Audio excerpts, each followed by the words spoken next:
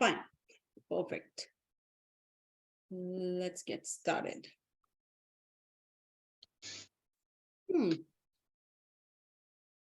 Again, I wanted to see all your faces before I could even start talking, but no worries. I think we are still on track. Oh, wow. Hi, Vinita. Hi, Fatima. Hi. You guys are on mute. You can always unmute yourself. Feel free to talk as and when you want. I mean, this is one Zoom workshop where I want people to interrupt me as and when they want. Just raise your hand so that I can stop speaking and you guys can start speaking. Or maybe use the virtual hand. Okay, so why am I not able to see? Okay, fine. Deepa, okay, you guys have your videos off. Fine, welcome, welcome, welcome, welcome everyone.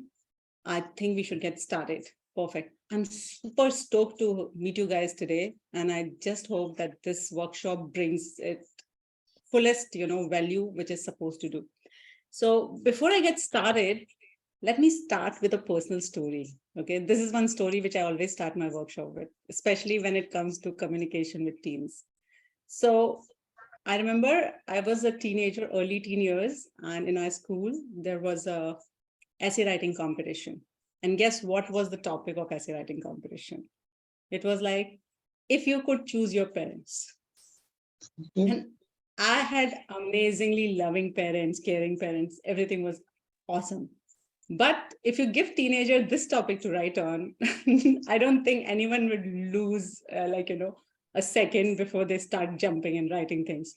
So I just went on and it went in the flow and I poured my heart out. I really don't remember what all I wrote, but I'm definitely sure there must be something interesting I must have written because I won second prize in that. So having said that, I somehow have forgotten everything about what I wrote in that, but I still remember the gist of it. It was like, I wish my parents could talk to me more. I wish my parents could do this. Though my parents were talking to me, everything was perfect, but still there was that wish. So during my parenting years, I forgot about it completely because parenting is the most confusing of all relationships. When a child is with you, a newborn baby, completely dependent on you, I mean, like anything and everything you say or do, you are like, they're following you, everything is going fine. And suddenly change starts happening in teenage years. And that's where the confusion happens. The same thing happened with me. So before I go further, let me introduce myself. My name is Neetu Shah. Vanita, your screen is frozen. I don't know whether you're able to hear us or not, but your screen is frozen. If there's anything, just make sure that you're able to write on the chat. Yeah. Okay. My name is Neetu. I'm an emotions counselor and youth and parenting coach. I work with teenagers 16 to 60 years old, 13 to 30 years old. I work with teenagers, parents, professional, as and when I call them emotional turbulence, as and when emotional turbulence arises in their journey. I always give this analogy to my clients, which is when you learn how to fly your plane, you don't only learn how to fly it during fine weather, you learn it how to fly it during emotional turbulence as well. Fatima, if you have nothing to share or to speak, would you mind muting it so that it doesn't disturb in the recording and Okay. it helps other people Yeah. also? Okay, let me mute it Um, for you. I mean, if that works. I mean, I don't mind, but just the background sounds kind of get onto the others.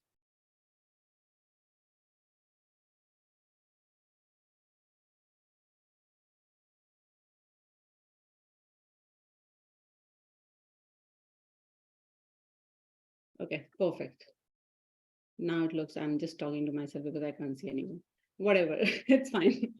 Okay, so I work with emotions, navigations, communication skills, especially compassionate communication skills, and how we can communicate with compassion and be assertive in our talking. Okay, and the most important thing which I work with is psychological flexibility. So today we are going to cover almost all three of them, a little bit here and there. So I would like this workshop to be as interactive as possible.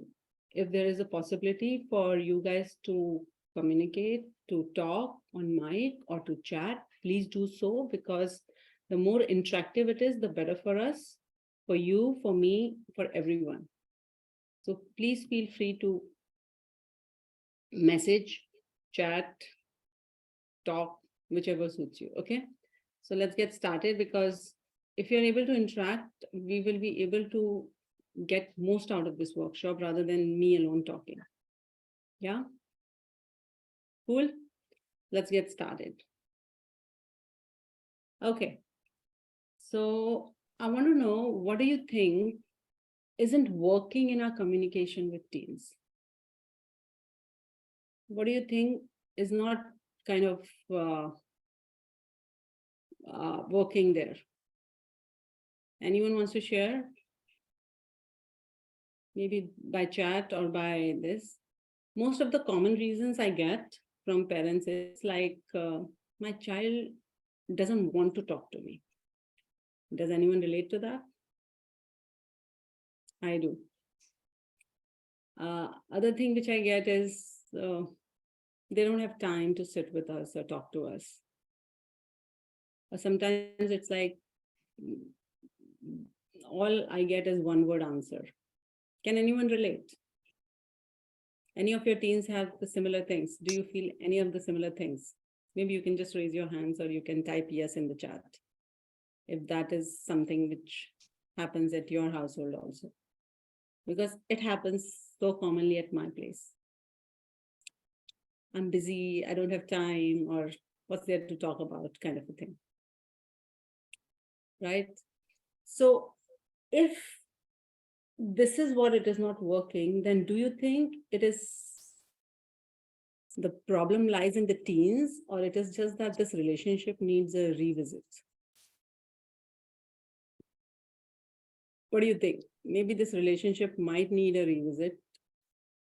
Ritu, would you mind muting your mic if there's a possibility? Because so that, yeah, perfect, cool. So guys, if you want to put in the chat, please let me know, is there some other reason why you think communication with teens is not working? Besides what I just said. Anything else which comes to your mind? If not, we can just move ahead. Maybe we'll discover it during our session. There are a lot of other reasons. Okay. So what do you think is missing? What do you think is missing? I mean, same parents, same child, same loving and caring parent. Nothing has changed in our parenting. We are talking in the same way, right? As how we have been talking previously.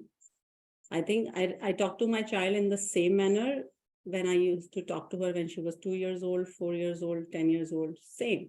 Nothing changed. I'm the same person. So what exactly is missing here when I'm talking to my teenager now? Anyone wants to unmute and share? What exactly do you think is happening? Let me share one thing which one of the parents told me. They say that my child is getting completely influenced by social media. And now their way of talking is different. Before, there was no social media in my child's life, so he was talking differently with me. And now, because there's so much social media, there's so much influence from outside, now the talking is different. Do you guys agree? I mean, if you agree, you can just raise your hands. I mean, like, it's fine. Yeah, Vanita, I know. I mean, I used to think same. I'm like, it's all because of these outside circumstances that my child has changed. And if we believe that the missing element is the change in our child, then do you think that is the truth? That's the whole truth of it? Or do you think there's something more to it? Because I feel it's the relationship we are talking about, right? Definitely, child has changed. So I think it's time for us to change as well. Don't you think so? Hi Nitu, can I Yeah, add? Vinita, go ahead. Yeah, Um, please, please. yeah. Go So ahead. when you're talking about what is missing, if we put the spotlight on us from our side, what is missing? I giving a thought to it, and over a long period of time, I've realized that with time, as you yourself said, we still deal with them the same way as we dealt with them when they were very young. So I think it's time for us also to pace up ourselves, to see now when they're young adults and when they're teenagers, we need to also see what do we need to now quickly pace up with, and I think that's a bit missing from our side. Bang on, Vinita. I mean, that's awesome. I think this workshop is done for you. You know it. You know it too well. You don't need to be in this workshop, darling. I just know it, but that's it. Nothing happens beyond that. Great. I mean, that awareness by itself is amazing. See, if we parent, we know that there has to be a little bit of change from our side. We need to work around ourselves. We need to put, as Vinita said, we need to put spotlight on ourselves rather than just, figuring out what's wrong with my child. That awareness is a starting point. And now in today's workshop, definitely we are going to cover a lot of other things which will help us work around that spotlight and figure out the practical steps. I want you to walk away with from this workshop with practical steps which you can start implementing in your day-to-day life. Okay. Just to understand, how have you dealt with whatever miscommunication or communication breakdown you have had with your child ever? I'll tell you basic things which has worked. I mean, which I have worked with, which I have how I have dealt with. Number one, I walked away. Okay, because I couldn't handle it. Number two, forget it. You are like this only. I don't want to talk to you anymore. Or you're very rude or XYZ. Number three, you will understand when you'll reach my age. Something like that. Okay, as if I am having all the wisdom in the world and I'm the only one who's going to provide that wisdom to my child. And if that child doesn't get that wisdom from me, there's no way, in any way, my child will learn that. So I always believe that you will know when you will reach our age. That is number one. Number two, it will be, you don't know how much we as a parent do for you. Now, this is another thing which we try to take our child on a guilt trip, right? Or when we were a kid, we didn't even have all these facilities which you have. So that is another guilt trip which we all parents do, especially Asian parents. I really don't know how much of the other parents do, but definitely Asian parents are must. We will always go on this guilt trip for sure. Perfect. Okay, so let's go. Understanding with the teenager. Okay, fine. Before I even understand on the teenager brain, let me just ask you something. What do you expect to walk away with, or what are your expectations out of this Zoom call? So that if possible, we can, maneuver this whole Zoom call according to whatever we are hoping to achieve. If anyone wants to share, please let me know. What exactly do you think you want to walk away with? As Vinita said, she knows that she has to put spotlight on her.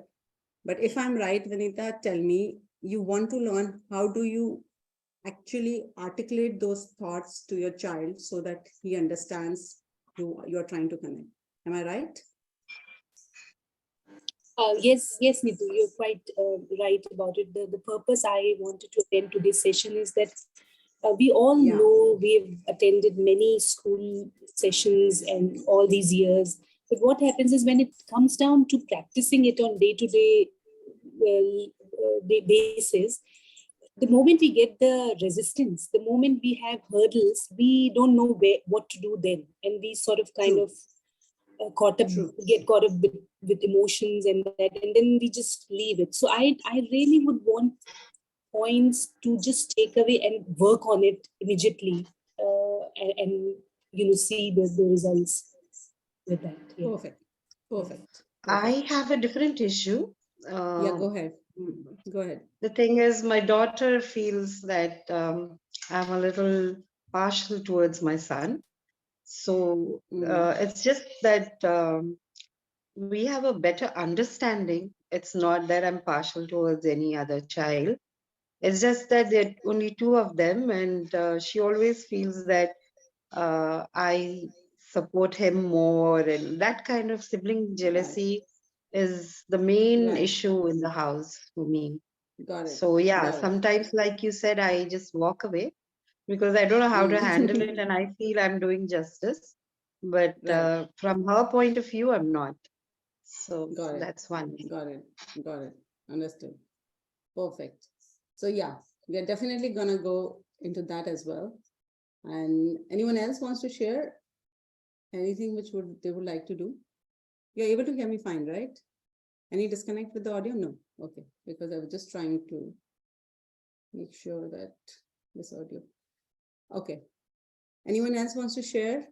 Yeah, I would like to say, some kind of practical tools, because when any kind of heated argument is going on, how do we, handle ourselves more rather than speaking some words which may, um, not right. Those are not right and just said in the moment of anger.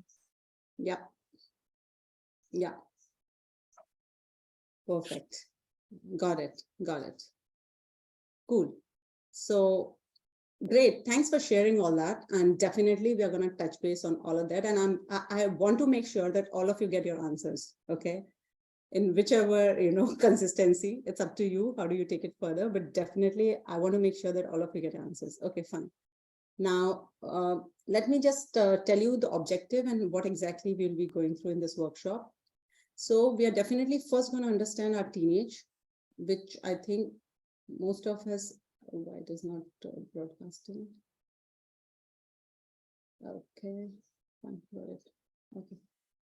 So most of us do know a little bit about how our our teenagers' brains are working, but at the same time, let me just give you one beautiful analogy which I read with Dr. Gabor Mate, which says that the brain of a teenager is like a car with a powerful engine and weak brakes.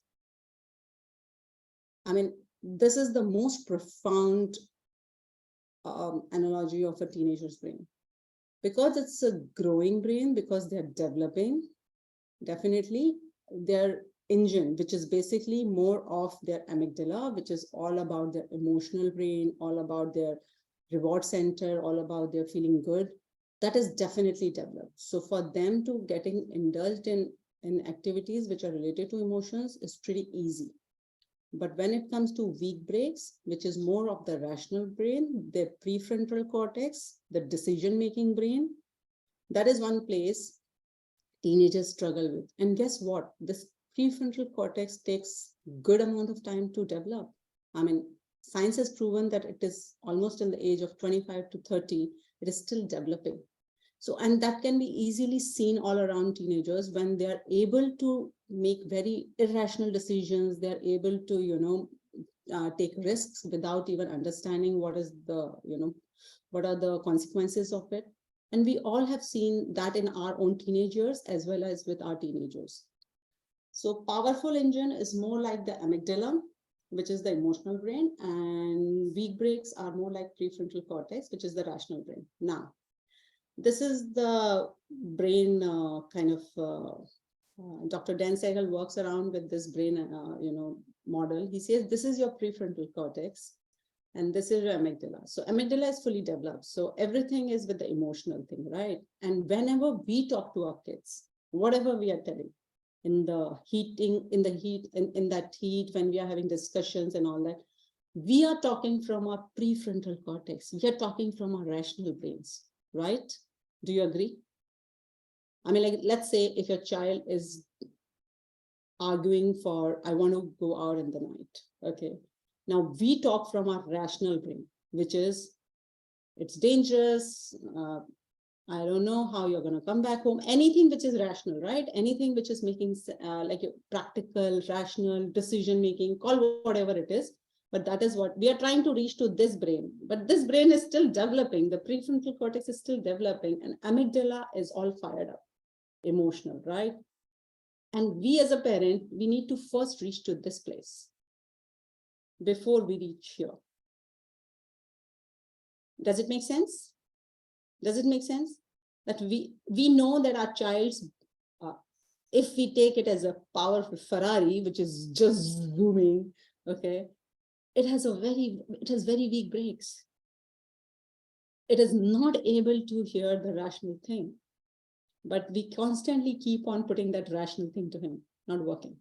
Another beautiful thing which I want you to, remember is prefrontal cortex, the rational brain, is like CEO of the brain. Okay. Now this is a beautiful example which I always give to my parents. I am CEO of my brain. Perfect. I'm a teenager. Okay. My prefrontal cortex is still developing. So I'm a bad I'm a bad CEO. Okay. But it's my company. Okay. I'm a CEO of this company, whichever way I'm dealing with it. Fine. You are a CEO of your company. Let's say Vanita is CEO of her company. Yolandi, how do you pronounce your name if I don't butcher your name? It's right, Yolandi. Perfect. Sorry? Yolandi. Perfect. Thank you. Yolandi. Perfect. So if you guys are CEO of your company, and let's say you want to collaborate with me and my company, okay, what would you do? Would you kind of tell me that you don't know how to run your company? You don't know how you don't know how to do these things, good or bad.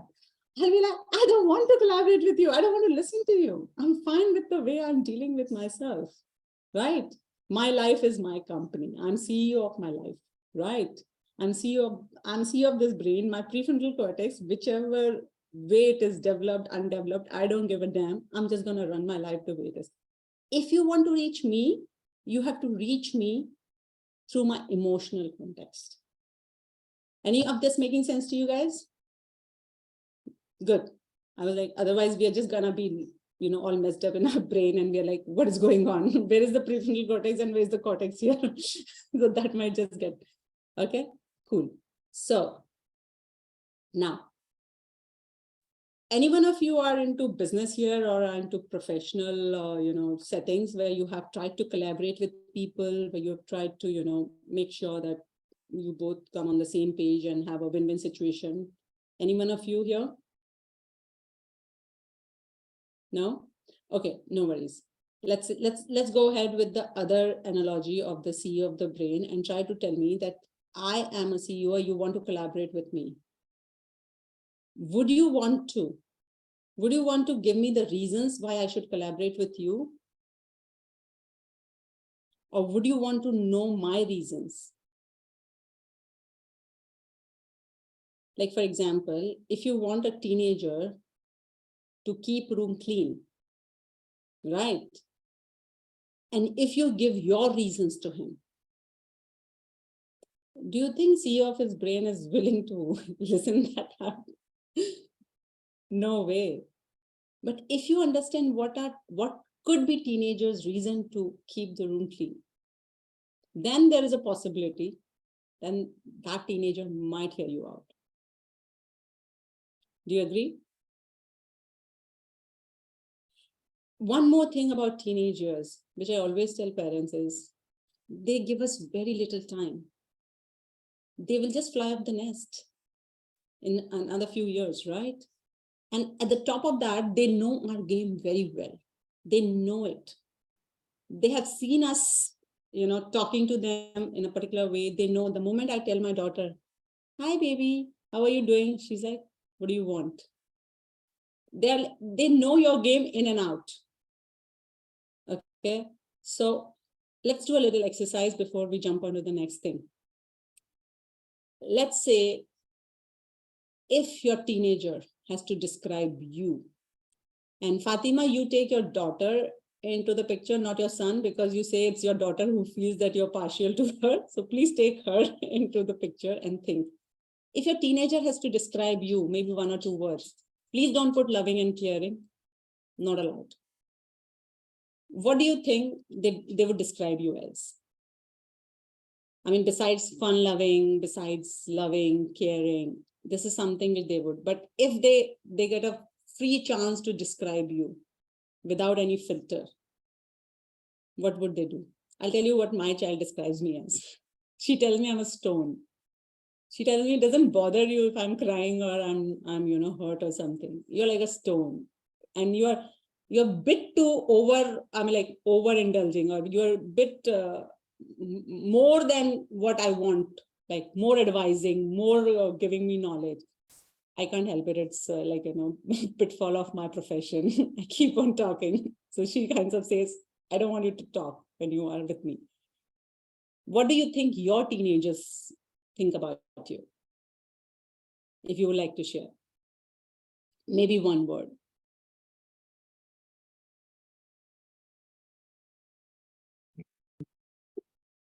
My 15-year-old son would say I am authoritative. My daughter used to tell me that. She was like, "You're a dictator. I think Hitler has left some traces in you." I'm like, yeah, Yeah, it looks like yeah, that. same here.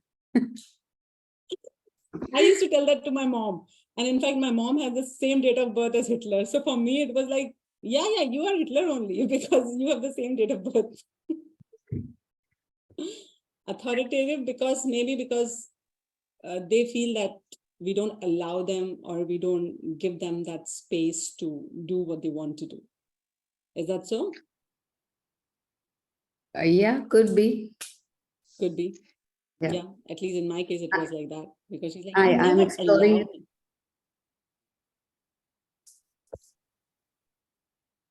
Sorry, In you were my saying case, something. I am exploring it now, thinking what all Good. other words they could be thinking about me. No worries. I mean, we can continuously think. And we'll get back to this exercise one more time further down our Zoom call. Yeah, Fatima, you were saying something. yeah, in my case, I think she would use the word perfectionist in a negative way. Like I would want, yeah, my maybe setting up the bar too high. I realized that and I started pulling that away completely as perfection is non-existent and we shouldn't be looking to Yep. make anybody perfect or look like an example of perfection for myself, like, Yeah. So actually it was putting her off that Yeah. everything I do or whatever, I mean, the way I do makes her think that I'm a perfectionist and it's a negative word completely for her. So not as a positive word. Right. Yeah. Perfectionism could be negative at times, yes. And maybe with your daughter, it could be like when she sees you as perfectionist, she feels the pressure. Yeah, the Maybe. pressure is, yeah, she can't take Yeah. that. Yeah. Perfect. Good. Vinita, Yolande, anything you would like to share?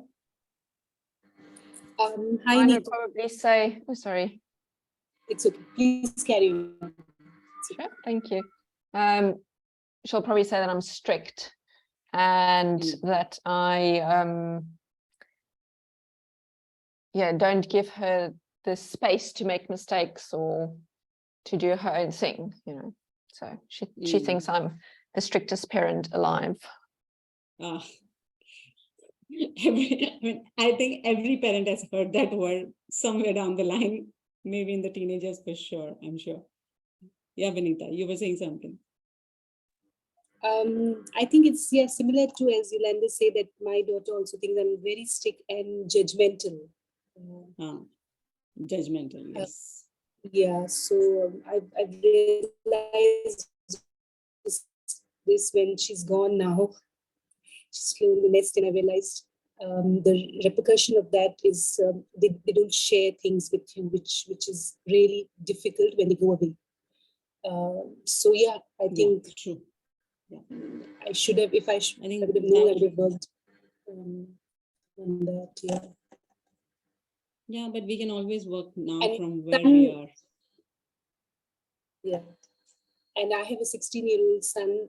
I don't know what he would say because he doesn't talk. So I don't know. Oh my God, this is something which is so common. I mean, so common. We always feel they don't talk. They just don't leave their room. I mean, have they hibernated or what? I mean, I always used to feel my child is hibernated. I'm like, why are you staying in this household? It's like something, I remember a meme somewhere I read that that you're living with a teenager when at the middle of the night you see a shadow moving here and there in the house. Otherwise, you don't know whether there's a teenager in the house or not. Yeah. Yeah, so true. So true. Perfect. Okay. Now my second question is, what happens when you hear those words? Like, let's say you're an authoritative parent, you're a strict parent, you never ever understand me. I don't want to share anything with you. You are a perfectionist. I wish I had a normal mother. Or maybe they compare you with other moms. I wish you would have been like this one's mom or this one's mom. I wish you were like this. Why can't you be little human? I mean, this is something I get so so much from my daughter. Why can't you be little human? Why can't you just hear me out? Do you guys hear that? And when you hear that, does it kind of, oh, what the hell am I doing? Or like, I've kind of spent my whole life parenting, and this is what I get. This is equivalent to someone investing their time, energy, everything in a company, and the company kicks them out saying that you're of no use. You have not done anything in your life. I mean, this company doesn't need you. This is equivalent to that. And we as parent, company, I understand that is more on the skill level, more on the, workspace, everything different. But at the parents, it's very emotional. We have a lot of attachment. We have a lot of, those like, we attach our value, our worth to parenting, to how our child responds and behaves, right? And like, we feel like a failure. If any one of you feel like that, it's perfectly normal. We all feel it. But at the same time, I request you that this is a time for us to understand that besides us as parents, there are loads of other influences in our child's life. We are not the only one, right? If your child has started talking rudely to you, or if your child is telling you that you are this or that, X, Y, Z, it is not just because, it's not just because you are the one who has created that. It is because of loads of other factors around. Now, we can't change the world around, we can't change the influences around our kid, but we can definitely look into ourselves, put the spotlight on us, as Vinita said, and let's start getting there. Yeah. So first thing is very clear that teenage brain, we know it's still developing prefrontal cortex, and we need to reach to their amygdala to reach their prefrontal cortex. We need to reach to their emotional brain. It is very clearly said, if you can't reach them, you can't teach them. You have to reach them. You have to connect with their emotions. If you can't connect with them, don't even think of correcting them. And correcting is all about rational brain. Yeah. So let's get into the other things of what exactly teenage. So is it me or my teenager having communication breakdown? Definitely me. Teenagers don't need you. They don't. Okay, tell me, what do teenagers need you for? Provider of shelter, food, and education. Is that all they need you for? No. Right? Because they have their peers, right? If they need emotional support, they're going to bank on their peers. If they need any knowledge or anything, they will Google it out. And for money, definitely, nowadays it's like credit card, whatever. It's easy, though it's provided by parents, but at the same time, it's an easy thing compared to what it was previously. And when it comes to food, they don't even have to depend on their parents to get them food now. Zomato is there, XYZ, there's so many things are there to get them food. So why do they need parents? We have to build that space, that safe space, that sounding board, so that they can bank on us. They come to us. As Vinita said, that now they don't even share because they feel that there's nothing to share, because they feel like if they share their whatever things with their peers, they will not be judged. But with parents, they feel that the moment I share with my parent, I will be judged. My parent will tell me that, oh, either they will judge me, they will interrogate me, they will advise me, they will either, kind of compare me, or they will say, I told you so. So they're like, I don't want to go to my parent. Let me go to my friend. At least they hear me out. Though I don't get the solution, that's the reason I see so many teenagers in today's day and world.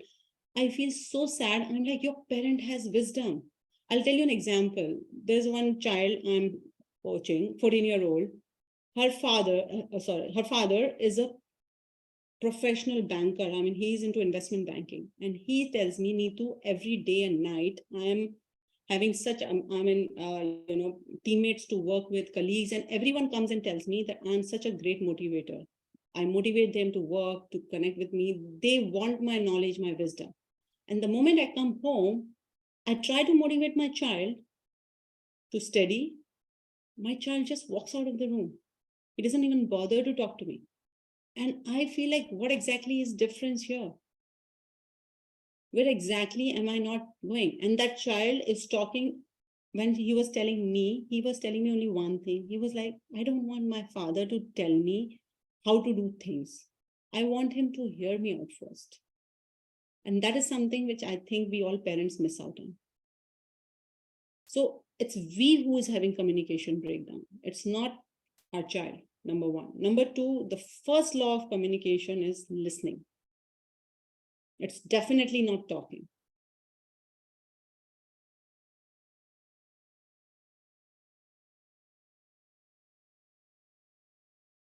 Okay, let's get to now, what do you think is not working in your communication with your teens?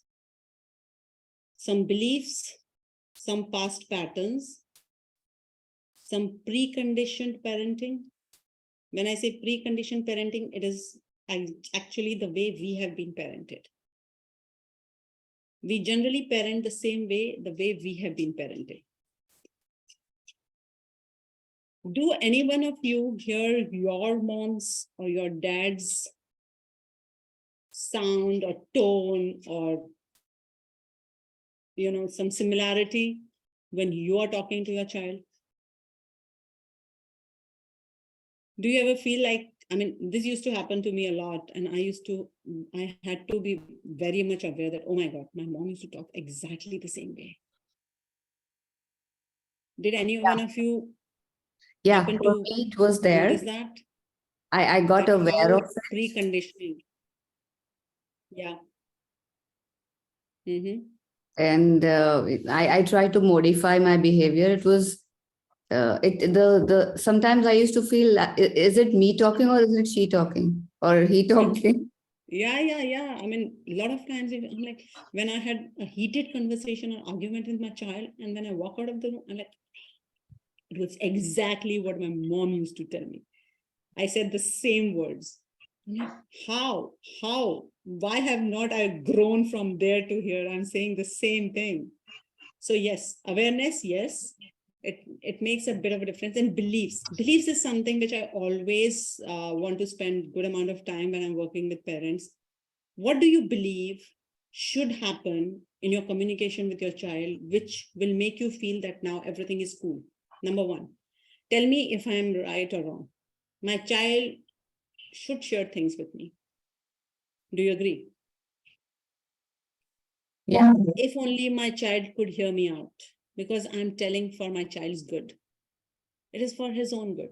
It's for her own good, right?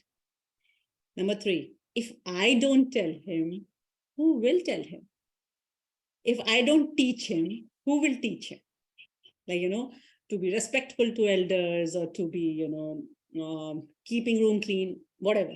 Keep room clean, keep your cupboard organized, make sure that you submit your homework on time. If I don't teach, who will teach? I mean, do you all believe that this is one of the main thing which we parents feel that is our task? This is a parent's task. So this belief about how what parenting should be doing. Now, this whole belief is what parenting get messed up with. When you have a small kid, you do everything for the child, and child loves it, right? You are the main one. You're the main person, right? Be it for providing them food, water, shelter, and education, to helping them learn how to navigate the world, how to communicate, how to, learn XYZ, anything. We are the one, right? And now the child is growing, and now child hits the teen, and child is looking for freedom and autonomy. And that is the most challenging part. They're like, what changed? Huh? I'm doing the same thing what I was doing when my child was like 4 years old. What changed at 14? And at the same time, we believe he's 14. He should be able to do this. He should at least brush his teeth every day. He should at least shower every day. Shoulds, have tos. 3 words, three things which I always tell parents, please be aware if these are the words in your dictionary and please remove them. Should have, should. Woulds, he would, if he would have done that, he would have been this, or have to. Shoulds, woulds, have tos.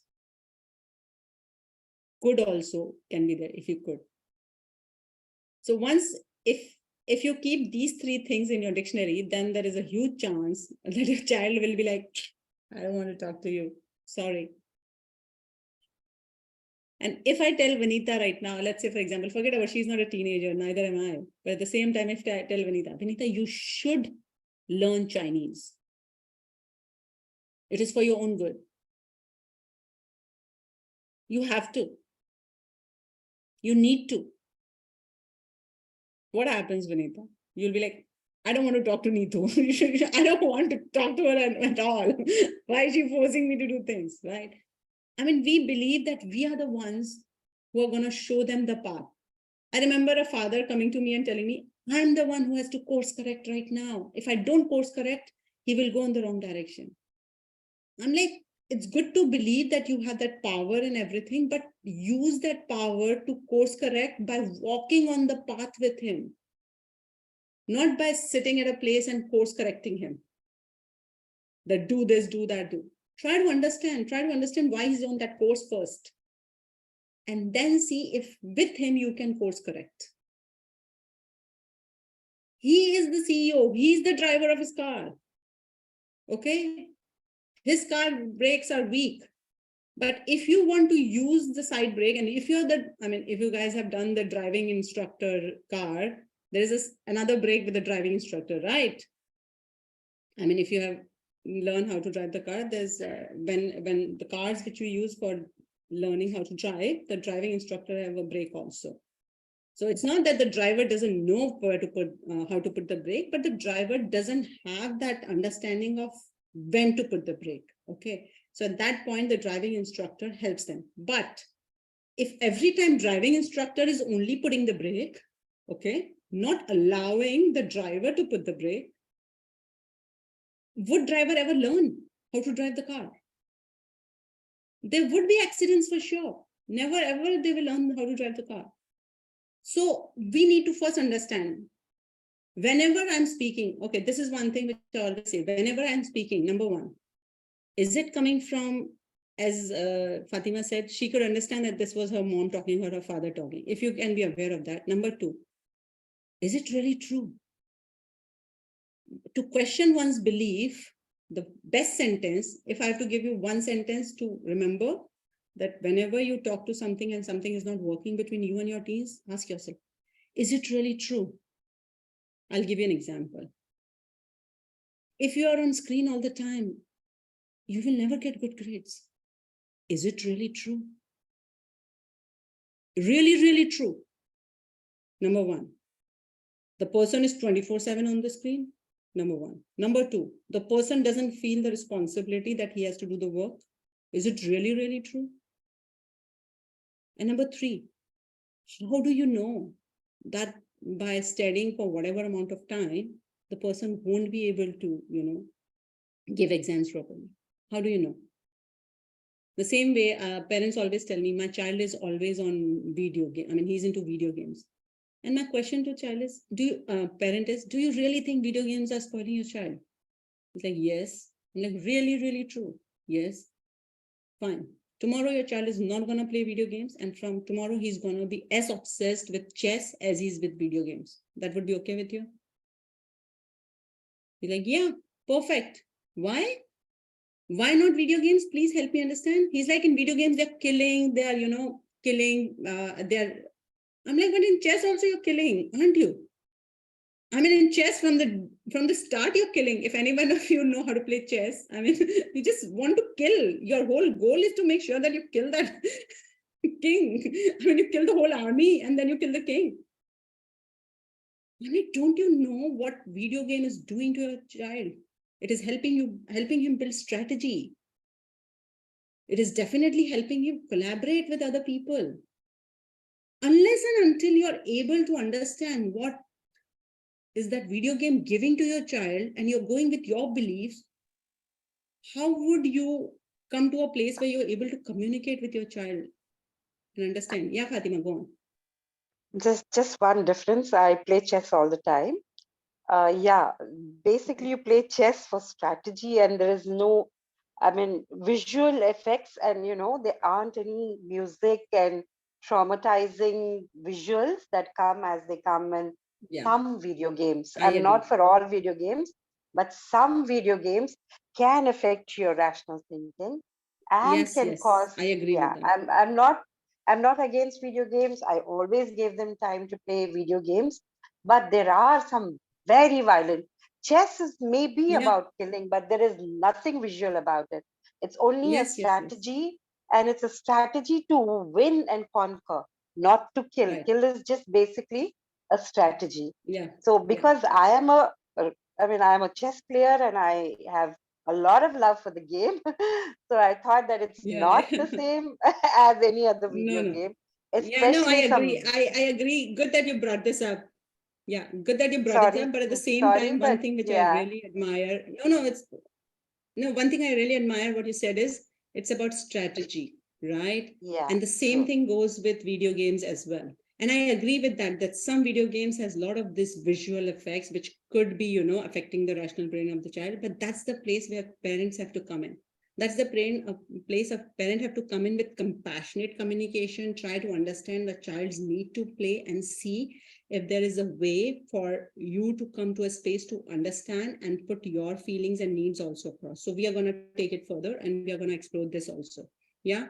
So past Yeah. patterns is another thing which I want parents to be aware of, that did I did similar thing in the past? Like, we all do exactly the same thing, but we have been doing to a 4-year-old, to a 14-year-old. I remember even till now, I'm telling my daughter to keep her cupboard clean, which I used to tell previously. And I'm like, if I haven't changed my message, she will change the radio frequency. She's like, I don't want to listen to this radio continuously nagging me on one thing. I want to change that. I want to listen to something else.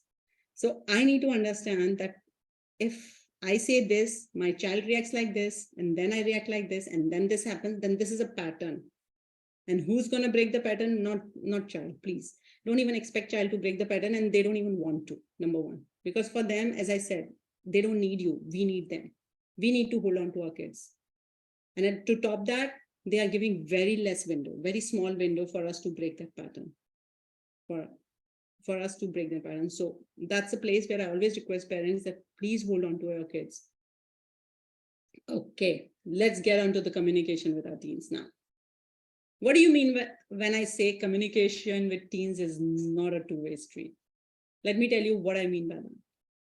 When I say it's not a two-way street, what I mean is it's a bridge. Communication with teens is a bridge. It doesn't work as a two-way. It's basically a building up of pathway, building up of a bridge to connect. Communication with teens should always be just for the purpose of connecting, to start with. And we all start with correcting. We all feel if I don't tell him now, he'll be a drug addict now, and he'll live homeless on the streets after 10 years. We always believe that if we don't do now, this is how my child is going to end up as. We haven't built the bridge, but we believe so. Either you have it done or either you build one. So today we are going to build that bridge. We are going to work around building that bridge. Any questions before we jump in? Anything anyone wants to share before we jump in?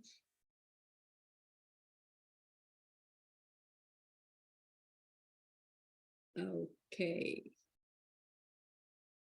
Don't tell me, I didn't ask you. No worries, I'm going further. Okay, let's go here. Intention is the foundation of this bridge. How many of you are aware of the intention when you start your communication with your child, when you start your conversation with your child. Let me tell you one thing. Even if you're not aware of your intentions, your child is very much aware of your intentions. Okay. You know your child well, right? All of you know your child so well. Perfect. Now, all of you go, please get into the avatar of your teenager. Okay. Get into that mind of your teenager. Just see what your teenager feels. I mean, just take 2 minutes and get into that avatar of your teenager. And I'm going to speak some words and tell me what comes up in your mind. Okay? From your teenager's perspective. Hello, how are you doing today? Looks so good. What do you think your teenager's mind is saying? Has she gone crazy? What's up with her? I mean, that's my daughter used to tell me, what's wrong with you? Why are you talking like this? Yeah, what does she want to talk about? Yes. What does she want to talk about? What is a, I'm sure she wants me to do something. or if you talk to your child, or if you're like, I'm so proud of you. You did so amazingly well. What do you think your child must be thinking? But she What is thought, the Mine like, she definitely wants me to clean. She definitely wants me to clean my room. My child will be like, she definitely wants me to clean my room. Yeah, Vinita, sorry. I think with my daughter, it would be, what is the next expectation now? Yes. Can I say something? Yeah, please go ahead, Fatima. Yeah, it doesn't happen with me this because I don't say it only when I want something done. Basically, I want nothing done. So I never ask them to do this, that, that. And I praise quite frequently and I tell them I'm proud of them quite frequently. So you can ask my daughter, she's around. I do it out of when I feel the child is looking their best, which is quite often I tell them, and when I feel they've achieved something, I do it quite often. So here somehow I don't resonate because I'm not doing it with that intention, Okay. with the prize in the mind. So they are used to me hearing, I'm proud of Mhm. you did so well, or you look so good today. I don't ever Right. use it when I want something done. So in this, it doesn't. So there's no My main, intention. So there's no yeah, intention. You don't have an yeah. intention. I never have this intention that only I'll praise the child only when I want something from that person. I've never done it. So for me, it doesn't resonate. Another thing is my Good, main area good. of concern. I told you at the beginning of the thing. Yeah, I'd like yeah. to hear some tips on that also. That's the only Definitely, area of definitely. concern for me. Got Yeah. it. Got it. Got it, Fatima. Got it. We'll definitely go there. Sorry. Yeah. Okay. No worries, no worries. So what is your intention for communication? So Fatima, when you're praising your child, you definitely have no intention, right? That's for sure. But when your child is saying something to you about like, you think your son is the only one for you, I'm nothing, you don't think I'm that good enough. And that time when you're trying to communicate, what is your intention at that point? I try to bring up all the times that I've been fair, but somehow it doesn't register. It's like when you are So your buying a red car. intention, no, I'm asking, what is your intention there? When you're trying to communicate, when your child says that I'm just trying to you're make the partial to scene. me. Yeah. Mm. So I'm trying You to want justify. to justify. Yeah, that it's That is your not intention, true. right? Yeah. That Another is your thing intention. why I feel this happens with her, in my opinion, is when I am going to buy a red Ferrari, I only see red Ferraris on the road. So even if there are a lot of blue Ferraris going on, I will not see them because I'm focused on only the red Ferrari. There Yeah, may yeah. be many, Got it. many blue Ferraris. That's what I feel Yeah, is but going you on won't in see, her you will head. only, yeah, that Yeah, psychologically we because are I may praise always, her yeah, many yeah, times, that and is I true. may do the But at the same same to her many time, times, but she will no, but at the only, same even time, if there is that one, perfect. one time that I may have said something No, up subconsciously, yeah, it will be picked up in seconds. Oh, you did this, you know? right. Yes, yes. Now tell me one thing. What is your intention when you're trying to communicate your child? Your intention is to justify that no, this is not true, right? And at the same time, you're trying to, your Also to make intention her is feel to tell her seen, like, that you are yeah. only seeing red Ferrari, also to make her feel, your intention to make her see that you're only seeing red Ferrari, not blue Ferraris, right? Yeah. That's your And make her intention. feel Now, more like, you know, this is that is not your true. You're loved intention. as much. But that Yeah, is you're your as much loved. intention. Yeah. But that is your intention. That is your intention. Why do you think is your child's reason to tell you that? You are justifying yourself, right? Yes, You want her to see your perspective. Now, the first thing is when I say about intention, I mean, okay, this is what I mean to say. You want to connect or correct. Now, for you, Connect. when I say correct, I don't mean the word correct. I mean justification. In your scenario, if we put it, it could be, I want to justify that whatever you're thinking is not right. Number one. Yeah. I want to tell you that whatever you're seeing is only red Ferrari. You are not seeing blue Ferrari. So basically, it's equivalent to, I'm trying to correct what you're thinking. I am not interested in connecting with you right now. I want to correct your thought process, your perspective. I think your perspective is literally little flawed because you're only seeing red Ferraris, not blue. Making sense? Yeah. Yeah. So this is what I mean by intentions. Okay. I mean, that is my intention to correct them or to connect them? And It's most just of not the to, time, trust me, if we dig deeper, it is generally to correct them, because we I are also like, want, I'll understand the connection later. I also Yeah. want her to feel like it's just not to correct her, but also to make her feel seen. Boss, I love you as much as I love my son. Darling, but I want you to, again, listen to the words which we speak. We say, I want her to see. I want Understand, her to feel. yeah. I want her to understand.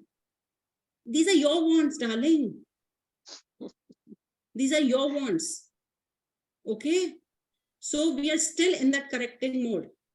This is my want. I want to feel okay. I don't want to, I want to feel okay, and I'll feel okay when she sees that I'm not partial. Getting my point? Okay. We'll do little role plays here and there, but at least, okay. Is it to advise or understand? When I say, is it to correct or connect? Is it to advise or understand? Advice, we could always change the word advice to, is it to justify? Is it to want to make her feel good? Or is it to want to make her see the reality? Or is it to, help her see the truth of it? Okay. When I say understand, when I say understand, not understand the situation. No. Is it to understand her feelings? It is to understand her thought process. It is to understand her perspective. We don't do communication based on that. We generally do communication based on correcting, advising, justifying, just making sure that whatever situation is, it kind of, patches up. Like I remember, I think Yolande said that it is during that heat of the moment, or Deepa said that during the heat of the moment, we really don't know what to say. Actually, during the heat of the moment, our mind is only having one intention, to calm it down whichever way. And we always feel that if we show them the truth, if we tell them the rationality of the thing, they will understand and everything would be fine. It doesn't work. As I said, their emotional brain works more than their rational brains. Yeah. So we need to reach to their emotional brains. Right. If it is to make them do what we want them, then we are not building the bridge. We're hitting the dead end. And this is exactly what we are doing. We want them to feel, right? We want them to see that I am not partial. Getting my point, Fatima? Am I making sense? Yeah, you are. I think screen is frozen for other people. I don't know for me. Oh, thank you. I thought the screen is frozen. I lost you guys. Okay. Now let's go there. The first step, the practical step, which I want you to walk away with. Listen with curiosity, empathy, and without judgment. Now let's go. Whoever wants to jump on the hot seat, I'll take their example and we'll go for it. Fatima, I'll take little, I'll ask you to take a little step back because I just want to give other people also a chance. If anyone else wants to jump on the hot seat, we'll take your example and we'll work around this thing as what you can do at any point. And if no one jumps in, we'll go with Fatima's example. Fair enough? Or I'll go with my example if you guys don't want to jump in. Guys, are you there? Yolande, Deepa. Come on, guys. Either message or chat or speak. Okay, fine. So no one wants to jump in. I'm going with Fatima's example.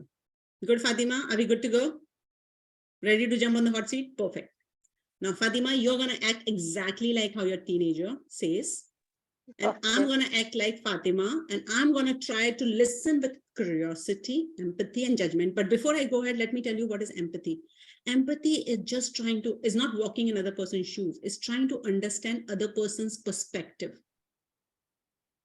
Other person's thoughts around that thing. Say like it is, though I don't agree with it anyway, I don't agree. When my child says that iPhone is a must for her, it is very important, it's a lifeline, I don't agree with it, but I do listen with empathy. Oh, you feel if iPhone comes to you, you would be like having 10 heartbeats more than the regular ones? That's what you mean by lifeline? I mean, I'm just adding a little humor here, but it was beyond that humor. I mean, the conversation went haywire, but yeah. Okay, so let's go with Fatima. Okay, Fatima, ready? Let's go? Yeah.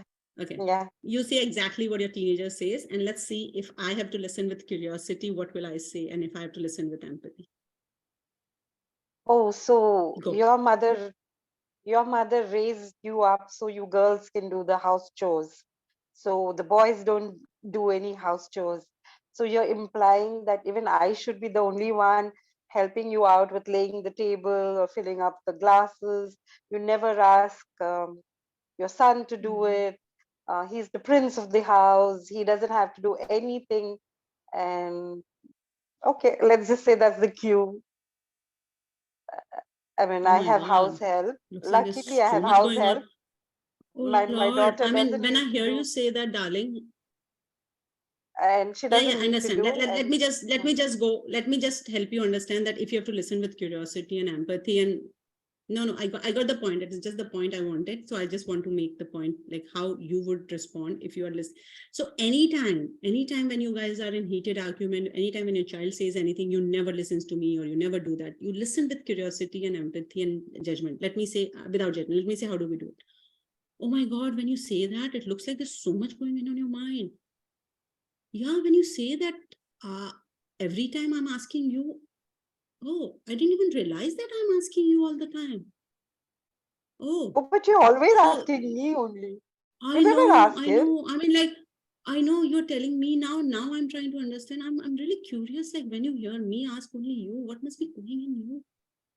What must be you thinking when I always ask you and not that person? It must be making you really frustrated, right? It looks like that. I mean, if someone asks me all the time one thing to do and not the other person in the household, I don't know.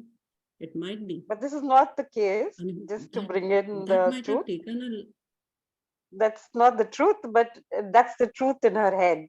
But that's not the truth. And I have house help, and No, they no, do. I know. No. Again, Fatima, listen. Yeah. No, I'm I'm telling just you, I'm telling not you that agreeing this with is what not she's the saying. truth. No, I'm Yeah. not, you don't have to justify anything to I me or just gave an anyone here. example. But the Yeah. thing is, I know. I mean, I'm just going with it. And this is a hypothetical example. This is not the truth. We are just making a fictitious thing. Okay, Yeah. let's making a fictitious thing. It's not there. But what I'm trying to say is, we are trying to understand what is in child's mind. Yeah. Right. As I said, we have to understand what is child feeling right now. We have to understand what is the way he's looking at things. Supposing in my Okay. mind, this is Irrespective of whether I agree with or not. No, whether I agree with or not. Whether I agree with or not. I don't agree when my child tells me that you never listens to me, or you never hear me out, or you never bother about, giving me, I mean, making food for me, or making me not doing things, and you prefer this, whatever XYZ, irrespective of that. It is in that person's mind. But that doesn't mean that I have to agree with it, number one. Number two, I don't have to justify it. But I have to understand what exactly makes her think. Because the more I try to ask open-ended questions, more I try to be curious. Oh, You mean to say you feel really like, it seems like you must be feeling frustrated, right? When you hear me asking you all the time. Tell me what happens, what comes up in you when you hear me say that? I don't want to talk about it. It must be so bad, right? You don't even feel like talking about it. I don't know what I did. I mean, as a parent, we can always, put out little humor, little this and that. But the point is, we are trying to understand what exactly is that person. Like the whole point, I always tell parent, the moment you want to figure out, start a communication with your child, get a bottom line in your head is like, I want to know what my child is feeling right now, period. And if I have to understand what he's feeling, I have to ask questions, right? Not say that, oh, it looks, did you notice my words? I said, it seems like, it looks like you're frustrated. It seems like it might have been a frustrating thing for you. I'm not telling that you are actually frustrated. I'm guessing. Okay? Because a child can always turn back and say, shh, you don't know how I'm feeling. My child used to do, you don't tell me how I'm feeling. I'm like, sorry, I'm guessing how you might be feeling, right? So it is actually observation versus evaluation. Okay. Now let me do a little exercise with you guys. And let me tell you, in this whole observation versus evaluation of any sentence, tone matters and your word matters more. Okay. Let me just share with you, or rather I'll share, or rather I'll be kind of speaking words and then you guys will be telling me whether you think it's observation or it's an evaluation. But before I start this test with you, let me tell you one thing. What does observation and evaluation means? Observation means you're just observing the situation without any judgment, without any evaluation, how a camera would record. You know, when a camera records a situation, camera doesn't say anything like he's lazy, or camera doesn't kind of evaluates that room is dirty or something like that. Camera is just simply observing and recording, right? So I'm going to throw some sentences at you and you guys have to tell me whether it's an observation or whether it's an evaluation. Okay, guys, ready? You always leave dirty clothes on the floor. Evaluation. Valuation. Okay, now let's convert it into observation. Let's try. I see that there are clothes, dirty clothes lying on the floor. Perfect. Perfect. That is observation, right? Now, do you see the difference when you say you always leave dirty clothes on the floor? And if you tell your child that I see dirty clothes lying on the floor, your child doesn't feel attacked. Your child doesn't feel judged or evaluated, right? That is first step on building that bridge. You're getting my point, guys? Yeah. Okay. Second sentence. I see you looking at your phone. Is it an observation? Observation. Observation. Sorry. It's an observation. It's an observation. Right? Okay. If it would have been an evaluation, if it would have been a judgment, you know how it would be? It would be like typical tone of mind. You're always on your phone. Come on. Do you care for anything else? I mean, that is an additional my mother thing talking to me, or that is my preconditioning beliefs talking to me. Right? So when you see your child always on the phone, is it easy for us to say, am I observing or evaluating? And I'm like, I see you're looking at your phone. Right? Okay. Third one. You're always interrupting me when I'm trying to talk to you. Evaluation. Valuation. What would be observation for that? You are interrupting me? That was similar, right? Always interrupting me or interrupting me. Let Or me is taking talk. one? Let me finish what I have to say. And that has a very underlying tone of, let me finish what I have to see. I said word matters and tone matters, right? Tone matters. Yeah. Yeah. Okay, how about this? I noticed that when I'm talking to you, You often start talking too.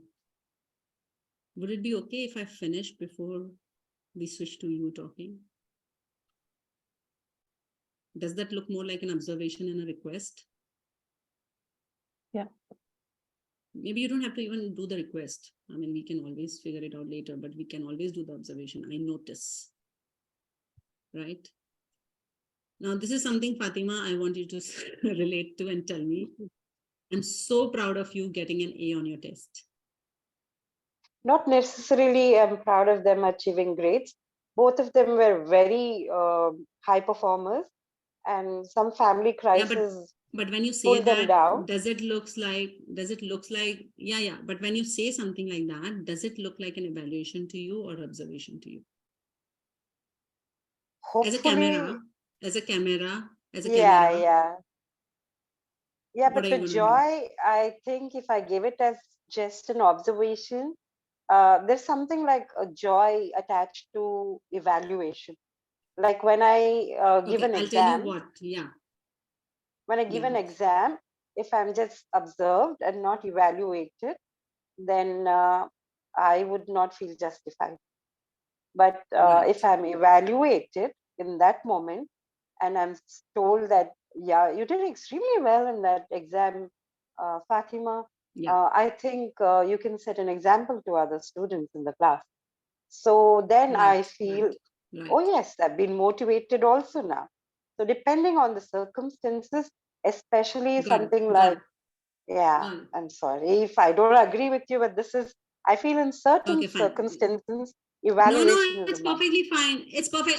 I'm gonna answer that. I'm gonna answer that also, and I'm gonna tell you how does it work. Okay. I'm so proud of you for getting an A on your test. That's definitely an evaluation. But if you say, I noticed you got an A on your test, how does that make you feel?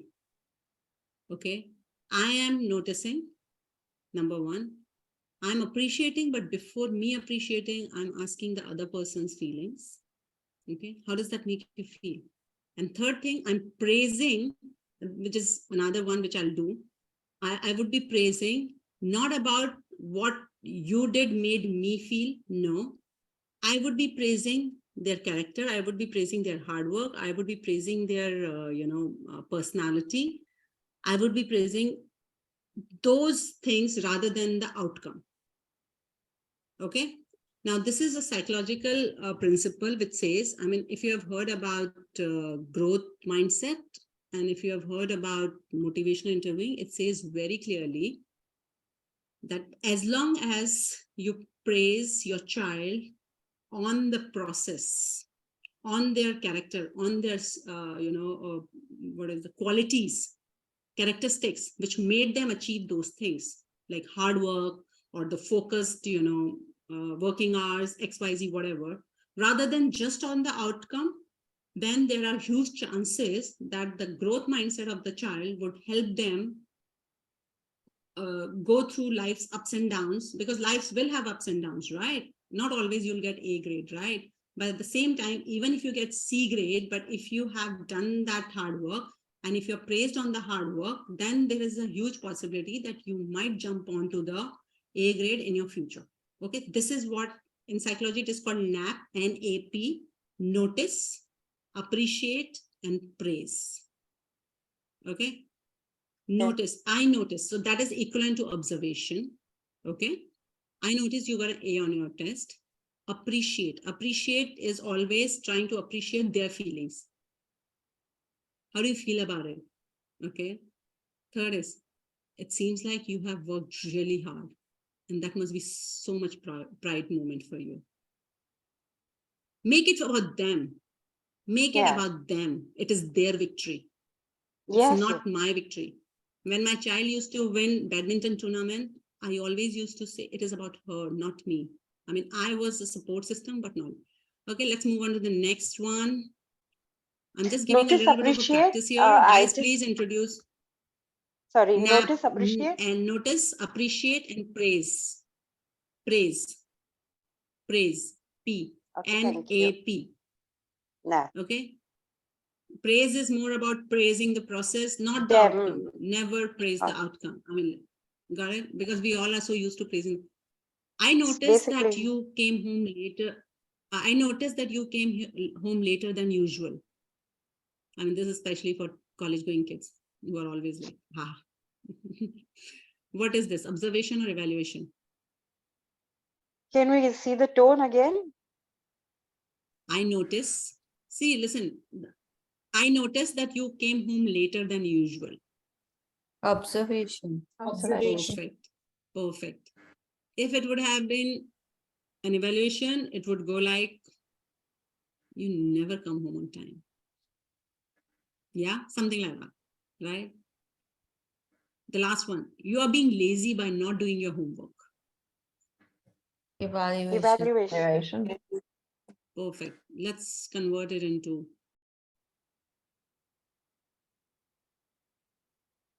observation. You can start with I noticed.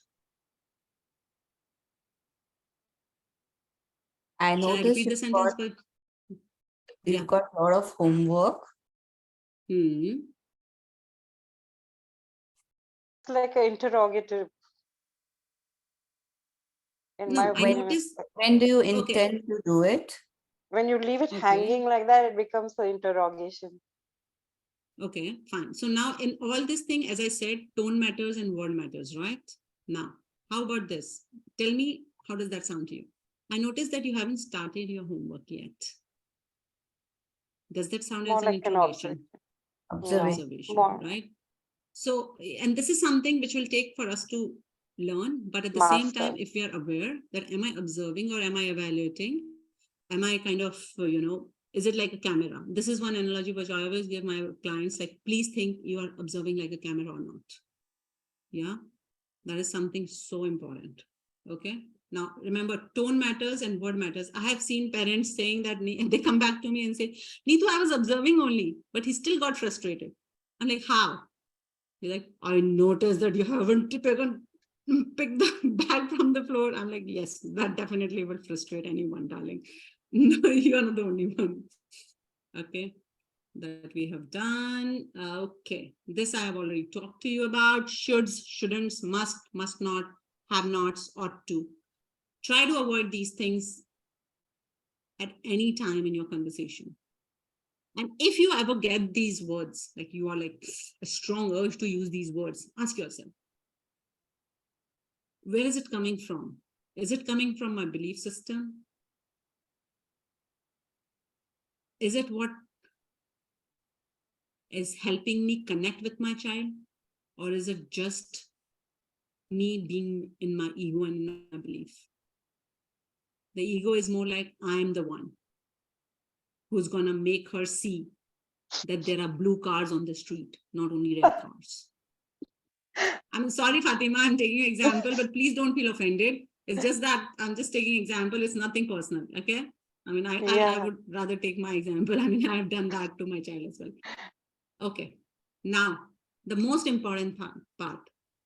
Once you're able to observe, second option is acknowledge, validate feelings. We have to acknowledge, as I said very clearly, when we are trying to ask, when we see anything, when we're trying to communicate, we are trying to figure out what is my child feeling, right? Okay. Everything, okay. Now, let me give you a little psychological preview of how things work. Thoughts, feelings, behavior. Okay. Thoughts, feelings, behavior. There are thoughts, there are feelings, and then there are behaviors. We are seeing the behaviors, right? We are trying to just communicate on the pretext of behavior only. We need to understand the feelings behind it. We need to understand the thoughts behind it. Yeah. So let me see if we can figure out how do we go with the feeling. So with the feeling, the most important part which you guys can use, it seems like all these things must be so overwhelming for you. It seems like when you see every time mama talking about your brother, it might make you feel like left out. I mean, I'm just trying to reach to the feeling. Maybe not, maybe, I don't know, your child might have that feeling or not, but I'm just trying to reach to that feeling, right? Like, for example, Vanita, you say my son doesn't talk to me a lot. So if you ever get a chance to talk to him, okay, you're like, I noticed that you prefer silence rather than talking. It seems like you like to be on your own. It seems like you want to be with your own feelings. I mean, something like that. You know what I'm trying to say? I mean, just trying to reach out to the child that I'm here. I'm trying to understand your feelings. I'm trying to understand what is going in you. And trust me on one disclaimer, let me tell you guys, if you start using all this tomorrow, don't come back to me and say, Neetu, it is backfiring. It is going to backfire because your child is like, what is happening? They would be lost. They're like, why? Okay. The second most important thing is I statement. I statement is I notice, as I said, I notice. It's not like you are doing anything wrong. It's like you can always use I feel, but please be aware that don't use I feel disheartened, or I feel this when I see you this. I feel like, for example, in Fatima's case, if I say I feel sad when you think like that. Okay. My child came back to me at a lot of times, Mom, it's not about your feeling. I don't give a damn about your feeling. And that's a place where you have to be very careful when you use I statements, especially with the feeling. Okay. It seems is the most, what I call safe statement to start with. But I statement, if you want to use, you can always use in a way like, you can say something on the, you always ignore me. Let's say you always, if you have to say your child, you always ignore me. Okay. So don't use you. You say, I feel ignored when you walk away. Or I feel like I generally, one of the best thing which I have given to parents to use is that breaks my heart when I hear that. Like, it hurts me. But as I said, please be aware of the intensity of the situation, because sometimes your child could be very much emotional or sensitive and on a good, roller coaster, and you will be like, no, they don't want to break it. They want to just cry it out. Okay. I notice, it seems I statement. Have you guys ever, okay, let me just take a little break. I think oh my God, we're just about to finish. Oh, I have so much to cover yet. Okay, let me just cover fast and then I'll get back to this. Okay. Understand underlying emotional needs.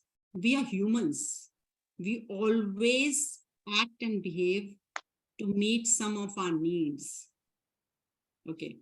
I'm on this Zoom call with you guys because it is meeting my emotional need to connect with parents. It is meeting my emotional needs to share with you guys. Okay. You guys are on this Zoom call because it is meeting your need to learn, right? We all do things because it is meeting some or other need of ours. Why is your child doing things what they're doing? For example, I'll again take Fatima's example, but if your child is saying you're being partial to me, she is trying to meet some of her need. Maybe it could be she's trying to connect with you. She wants a little bit more of your time with her. Okay, so it is like she's putting it. Kids don't know that verbal, they don't have that vocabulary. They don't know how to articulate their emotions and thoughts. We are struggling, even at this age, how to communicate with our teens. They are going to struggle for sure. They don't have that bandwidth yet to tell you that what do you need. So it is for us to understand that what are their underlying needs. And once we understand, we need to address them and try to understand that there are different strategies with which those needs could be met. Like, I'll give you an example. Like, if I have a strong need to share my learnings with people, with other parents, there are so many ways to do it, right? I can be on Zoom call. I can be on one-on-one call. I can be talking to someone just in person. I can be sharing on social media. I mean, there are so many strategies. Which of the strategies is working well for me? Is that what I have to figure out? I just hope Yolande and Deepa are still here. I hope we have not lost them. Still, yeah. No worries. Yeah. Are you guys here? Please give me some sign.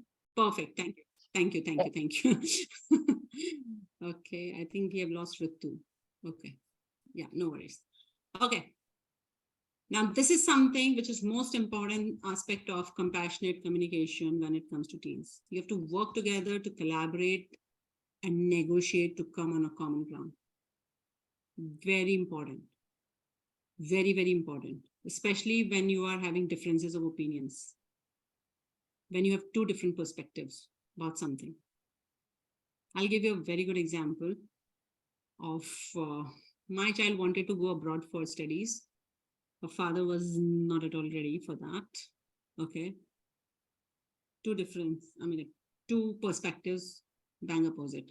Now, for them to come on the same platform, what need to work is first try to understand what is the reason for the child to go out and study. Number one, what needs of her are being met? Is it exploration? Is it freedom? It is autonomy. Okay. I mean, I'm just giving example from my life and it could be very different from others. Is it those? And if it is those, then I can communicate with my child and ask my child, which my husband did, was like, what exactly would not happen if you are staying here?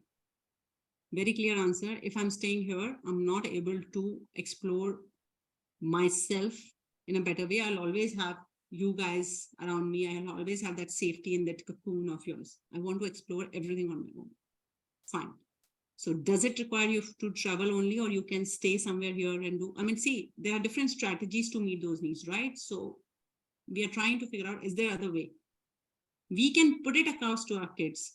They can choose different out of those strategies, one of the strategies to pull out. Like, for example, if a child is like, want to be on social media all the, sorry, not all the time, like most of the time, let's put it this way. What need of hers is being met? Number one, she's getting, I mean, is that her way to connect with her friends? Number one, is there any other way for her to connect with her friends? You can ask, it looks like when you're on Instagram, you're able to chat with your friends. It's much more, easy, comfortable way.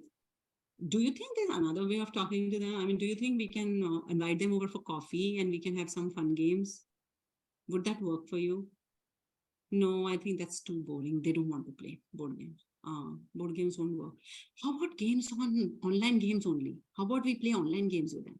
I mean, I'm talking about, this is not, you can't talk to 18-year-old, but I'm talking about 13, 14 years. You can suggest them.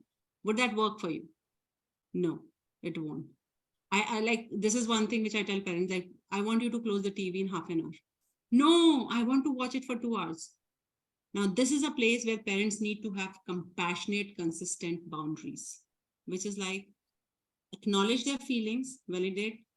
I know you would want to watch it for a longer duration, but I think we can only do it for 30 minutes. It might not work for you, but we have to figure out a way so that we are able to do both the things. What do you suggest? So 4 things, if you want to note it down, please note it down. O, observation.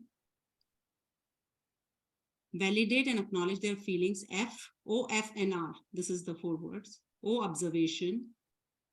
Feelings, okay, which is validate and acknowledge their feelings. Needs. What are their underlying needs? Are you able to address those underlying needs? And R is making a request. When I say making a request, it is more about collaborating, more about negotiating. And staying on very consistent, compassionate boundaries. When I say compassionate, I feel what you are going through, but at the same time, it would be good if we are able to make. And before you decide making compassionate boundaries on everything on your child's life, please, please, please try to make, I ask parents to make 2 columns and write down what do you want your child to do or what you want compassionate boundaries around, and ask, is it life-threatening? Like my child, whatever you want, I want my child to wash take shower every day. Is it life-threatening or is it life-enhancing? I want my child to call me every day. I want my child to brush teeth every day. Life-enhancing, yes. And then try to figure out for you as a parent, what are your values and what are non-negotiables for you? Like for some parents, it is non-negotiable that a child doesn't take shower. I mean, they want their child to take shower every day in the morning. That is non-negotiable for them, because for them, they believe that is life enhancing. Okay. Now, there could be differences of opinion here. The same way, it's non-negotiable for a parent that a child sleeps till late in the afternoon. He should sleep by this time and get up by this time. That is non-negotiable for parent, because parent believes that that's for child's health, benefit, XYZ. Child doesn't believe it. So please be very careful about what is your life enhancing and life threatening boundaries, and what are child's life enhancing and child. And that can only happen when you're able to communicate. And the most important question which I want every parent to ask is, how do you want to show up as a parent? What I have written down, what sort of parent would you want to be? What sort of qualities would you want in you as a parent? Every day, those qualities are showing. So if I want to be a parent who is approachable by my child, if I want to be a parent who is willing to listen to my child's sob stories, anything, then I have to let go of a lot of things, of scattered clothes. I have to let go of, I mean, what I'm saying is, I will not pick up fight on that. I will come to that later on. But once I'm able to have that communication, that connection with my child, then I'll try to put it across. That, what do you think? Do you find your tops when your cupboard is such a mess? I am. Good for you. People do learn. Do you agree? I mean, I'll tell you from my personal life, my mom was such a, organized. I mean, I called her an organizer. I mean, she was an amazing organized person and everything in place. You guys have to come and see my wardrobe. And if my mom comes and sees my wardrobe, she's every time now also she visits, she's all after my life. She's like, what have I taught you? I'm like, I don't find that thing is the most important and life enhancing thing in my life right now. Tomorrow, yes, I might sit and do the Marie Kondo thing completely. Why am I losing out on you guys? Do you guys find that your screens are frozen, or only me feeling that your screens are frozen? No, we can hear You you. guys there? Yeah. We can hear you. Oh God, please tell me. We can hear you. Thank you. Otherwise, I sometimes feel that I'm in a complete digital jungle and I'm lost here. Thank you. Okay. No, that's why I It's said the a beautiful- perfectionist, because I try to set, It's- yeah, Yeah. I agree with you when it comes to clothes and eating healthy Yeah. or exercising, which I set examples, hoping that they would pick up those things. Again. But it is not so. No. Yeah. Hoping. Why are you hoping? Why are you hoping? Now my question I is, why want are to you set hoping? some good examples, you know. Oh Lord, but Fatima, you have given such an amazing example. If that would have been a scenario, let me tell you, every psychotherapist child would be sorted. Every counselor child would have no anxiety at all. Because they're setting an example, right? yeah. I mean, do you know Jackie Chan? Do you know the film star Jackie Chan? I mean, he's Yes, I amazing martial art, blah, blah, blah. Look at his child, nowhere near that. I mean, you are doing your thing because that is you want to do. That is your life task.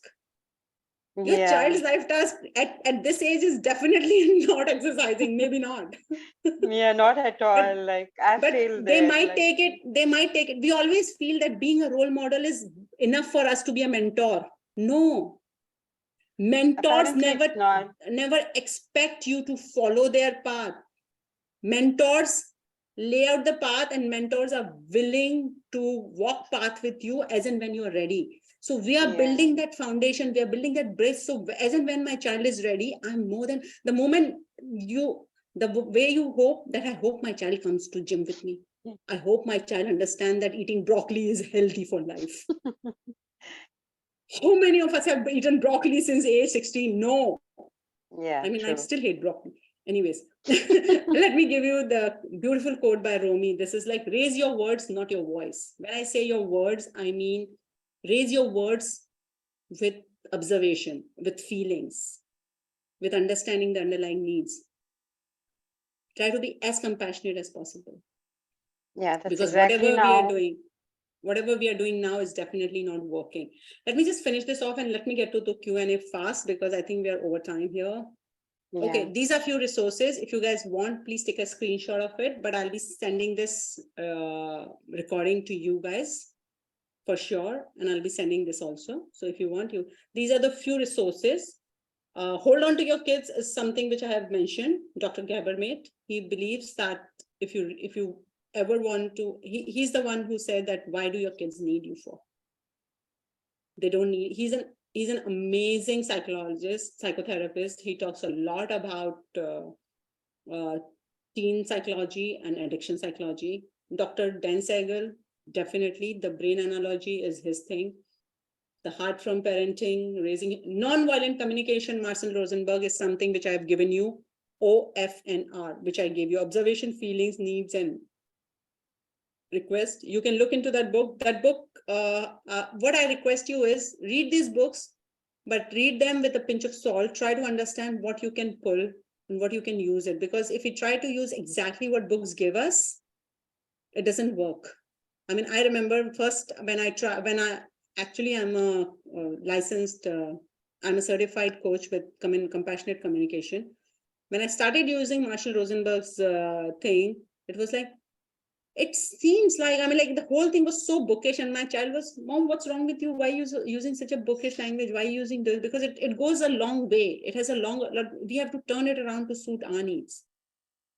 So please be aware that resources are there. There are thousands of resources online as well. And definitely there is one more resource, me. Feel free to reach out to me anytime. I'll be more than happy to work with you, to work around with your issues, trying to understand how do we make sure that it works fine for you and your child, and you're able to communicate better.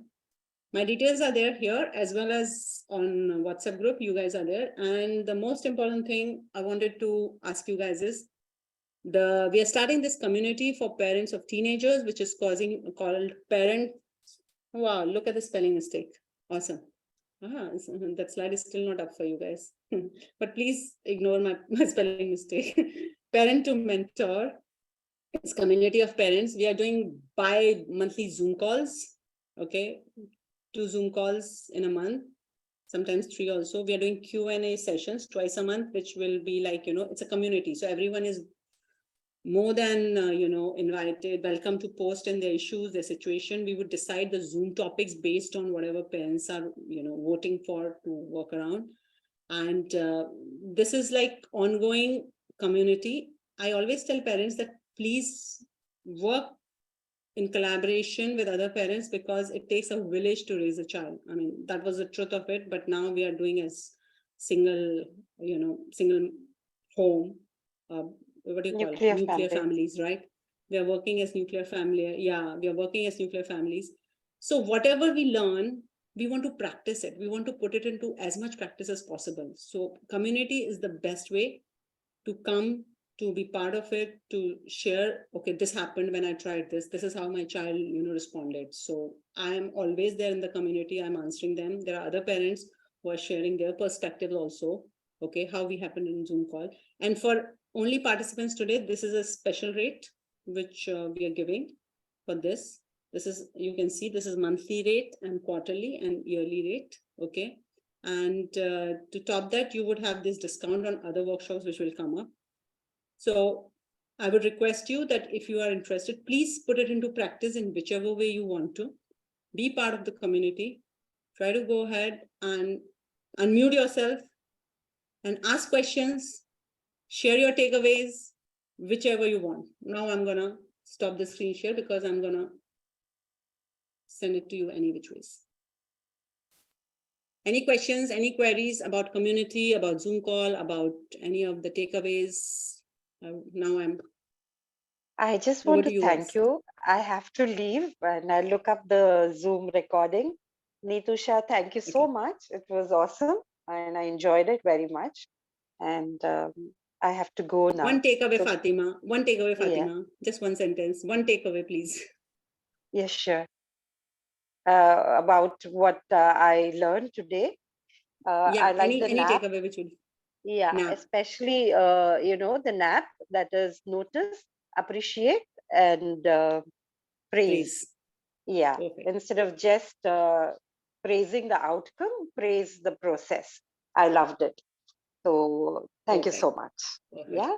Most welcome. Thank you. And if you get time, please share your feedbacks in the community as well, in the WhatsApp community right now. And if you're willing, please join Parents to Mentor community.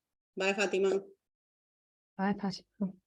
Nita, I also need to go, so thank you very much. And my takeaway is the difference between observation and evaluation. I found that really useful to think about.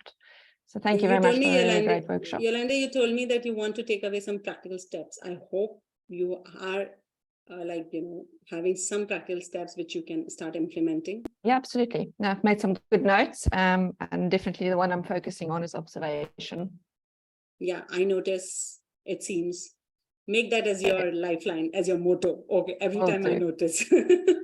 Cool. Thank you very much, And, Nita. yeah, and feel free to join the community and share your feedback on WhatsApp group. Lovely having you here. Thank you for I'll be sticking around for another 5-10 minutes. Bye, Yolanda. Bye. I'll be sticking around for another 5-10 minutes. If anyone have any question, anything, I'll be more than happy to answer. Deepa, are you there? I haven't heard from you except. Yeah. Oh wow. Oh, perfect, Deepa. Cool. Go ahead. Well, my takeaways will be NAP and OFNR. This is something, new. Yeah. And yes, as you said, watch the tone and watch your words.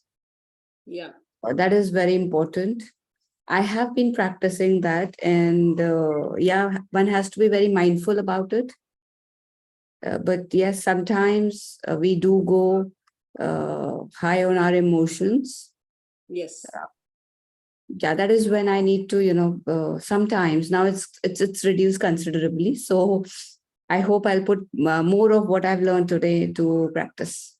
Yeah, and if you really want to practice it more, please join the community. And one more thing I wanted to announce, I forgot, those two have left, but anyways, I'll put it in the WhatsApp group as well, that I'm planning to take this non-violent communication thing, 4-week sessions. Specifically, it could be used for any relationship. Like you learn how to observe, you learn how to focus on the feelings and the needs, and then you learn how to make a request. So we'll take more deeper dive there. It'll be like almost like 2-hour sessions each week. So do you think that would sound something interesting for you? Yeah, I actually have, did start reading the book. I think 2-3. Really? Yeah, firstly, thanks to you and the website, because there is something that runs, with the books that you recommend, in your website. I picked it up from there, the nonviolent communication one. I vouch for it. I love it. Completely, and I'm in deep gratitude because I saw it there on your website and I picked it. And I did read, I think 2 or 3 chapters. This is a good thought that, to put the book into a workshop form for better understanding. Yeah, it's not only the book alone, it is a lot of things along with the book, because you can always Google out Marshall Rosenberg and you can always see a lot of his videos online. He's not anymore now. The reason he called it nonviolent was based on Gandhi's philosophy. But at the same time, it is all about like every negotiator uses this, every negotiator on this planet. I'm talking about negotiators who are like, 2 countries in war and there are negotiators in between, they use it. So if we can resolve those wars using NVC, which is non-violent communication, what is about parent and child? I think there's something extra in parent and child, which is emotional connect, which is that attachment. Because 2 countries on war, they don't have emotional attachment with each other. But parents, we are too attached. So this is something which I always tell parents, that there is a little bit of detachment with compassion, which we have to learn, which is more about that person is another human being on their own journey, and I am another human being on my own journey, and both of us are on the same path. So how do we make sure that this journey is fruitful to both of us? Yeah. Thanks for sharing your feedback and your takeaway. And Please feel free to share your feedback on the group as well. And if you want to stay here and you want to share something, stay back. I would love to hear from you. And Vanita, would you like to share something before we kind of call it done? Hi, sorry, I was just quickly taking down some notes, last minute notes. Yeah. I would like to see your notes. I hope you had good notes. But the handwriting is bad, so it's only for me. No, truly, it was truly a good session. Some keywords which I'm taking away. One really connects with me is to correct or connect. Yeah. It holds really true for me right now at a phase where my children are both, one is 19, one is 16, and I really see them shining right now. Correct or connect. I've always been correcting them, but now I realize that it is more about connecting, because sooner or later they are on their way. They will do what they will do. Sooner we understand that if we start connecting, we would later probably could be correcting them. There's a It's good the news. other way. There's a good news here. I'll just tell you one good news here. When you're on this journey, we always feel like you said that I have been always correcting them, never connected, and I hope I'll be able to connect and they'll be good. Let me tell you one thing, our kids are forgiving at any age. They are so forgiving. And I always tell parents that if you change only 30% of what your parenting style has been, you will see a turnaround. Your kids are forgiving. I always tell, I mean, like if you have houseplants, like I have houseplants, I was very terrible with my houseplants. I always used to kill them. But they're so forgiving that once I learned the right way of nurturing them, they blossomed. They turned around. And our kids are like that at any age. Trust me. I mean, I'm telling you from my experience as well as from my learning. So that's a good news. Go ahead. Sorry for interrupting, but I just couldn't stop myself from sharing this good news with you. No, but that's quite motivational also, because I see it right now. But you having said that, the chances are that it might work out. It's quite positive. And also the other, I also, as the other person said, I really like this whole idea of observation versus evaluation, because I think it's a very, very practical way of putting it into practice and seeing the easy to do, and seeing the results instantly, fully. So that is something, again, I will try to, sadly enough, every time we are communicating with the children, as one mother said, heat of the moment, and especially with boys, it's not easy. But just to take a step back inside in your thought process at that given point of time and quickly apply these things will take a lot of practice. But if you start doing it, if you've got that tip and you start working on it, hopefully it will see results. So It's a journey. Yeah, it's something I always tell parents, that you want to run a marathon when you haven't taken a single step, right? You will hit a gym.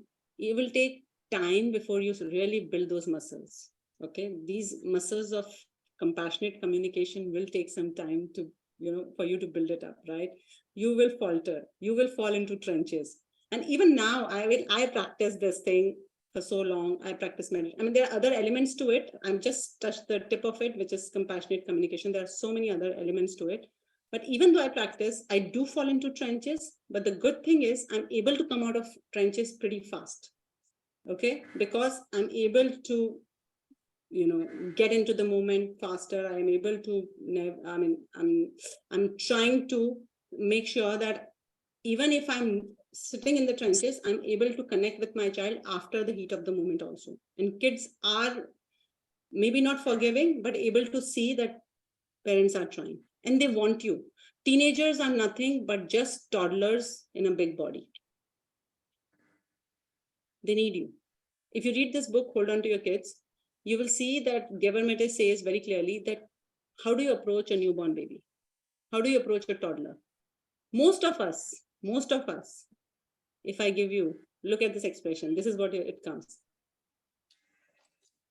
We are always like, trying to, there's always a smile, there's always, we're reaching out, we're trying to hold and, that kind of a thing. So why don't you have the same feeling and expression when you're looking at your teenager who's walking inside the room, maybe drunken, maybe, frustrated, maybe something. Why don't you look at that? What has changed just because of his behavior, which is not in sync with your values? And you can't change the behavior unless and until you connect. Cool. Okay, cool. I think we are good. Thank you. Anyone Thank you wants to very ask much. any question, anything, Deepa, Vanita, I'm here. I'll be able to give you another 5 minutes or 10 minutes. If there's something I could help you with, I'll be more than happy. Yes, I have another 5 minutes because 6 o'clock I have another call. Perfect. Cool. That'll be great. And Yeah, I would love you guys to join this community. This is a newly launched community. Early parents are definitely going to get the most of, I would like to be more involved, more time, completely, focused on the things like if a parent, I remember one of the parent in the group said that my child is disrespectful and rude. I would love to take a whole session based on that. Just focusing on that, because we do all go through our child using, some words which are not, which we don't feel happy with, or I'll say, it doesn't sync with our kind of upbringing. Let's put it this way. But in the media, this word is pretty common. I'm talking about the F word. Because parents do tell me my kid uses F words so easily and I don't know why. So that's the way it goes. Okay, anything else, Vanita, Deepa? Please share in WhatsApp group if your experiences with the Zoom. And I would love to do more of these sessions, more of these workshops. And yeah, thank you very much. Give me some feedback, please. I really want to make sure that I reach out to, I meet my need, please. I have a need to reach out to more parents. Well, I guess the workshop was quite economical, and the takeaways were more value was given to us, with the amount that was charged. So I really would recommend more people joining in. And yeah, I'll put it in the WhatsApp, that if we parents become aware. Yeah, please do. So next time we have more people. Yeah. That would be great if there is more, participation. Yeah. Thank you so much, Deepa. Highly appreciate. Thank you. I'll take your leave now. Thank you, Deepa. Vanita, you're joining from Malaysia, right? Yes. Weren't you in Dubai? I remember Yes. you were in Dubai, Ajman or somewhere, right?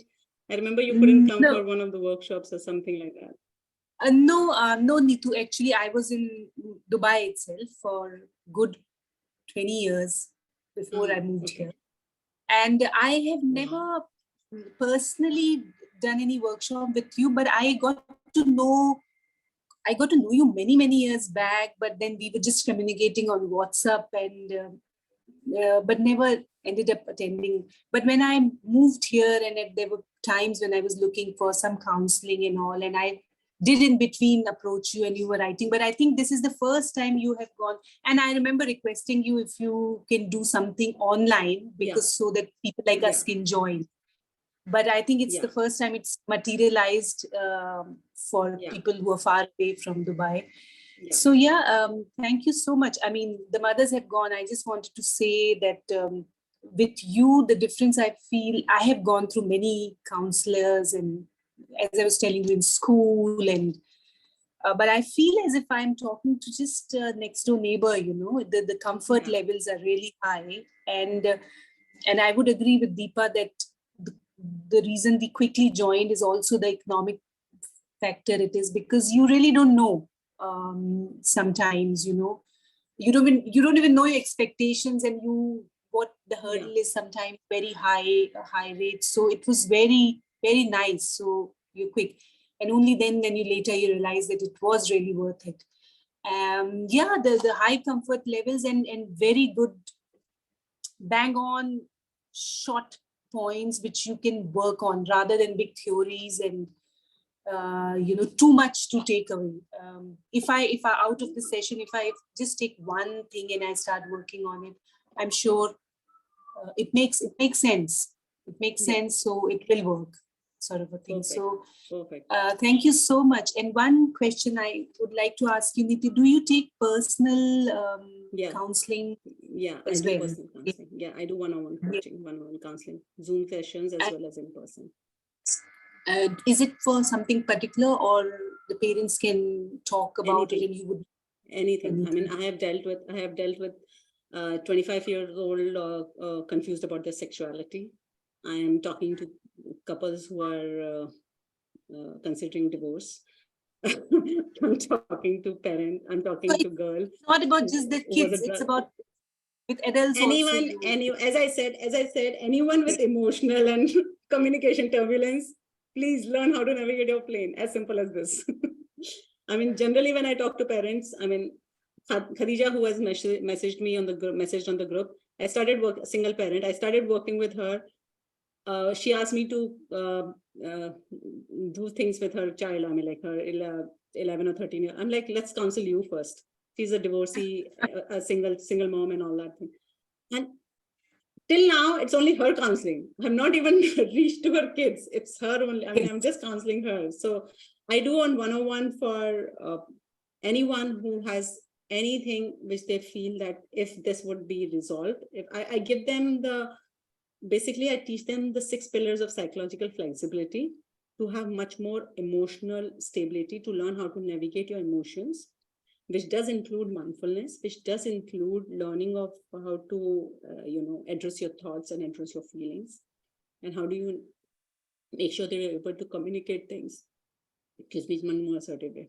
So I do, if you're looking for some kind of counseling for anyone, yourself or anyone around, please feel free to connect with me. I'm so sorry, but I need to leave now because my other session is at 6. And I can connect with you on WhatsApp and we can definitely. Yeah, I'm in personal WhatsApp also with you. So I'll get more details from there. Yeah. Definitely. Thank you so much. Bye. Take care. Have a Thanks a lot. nice day. Thank you. Bye. Take you too.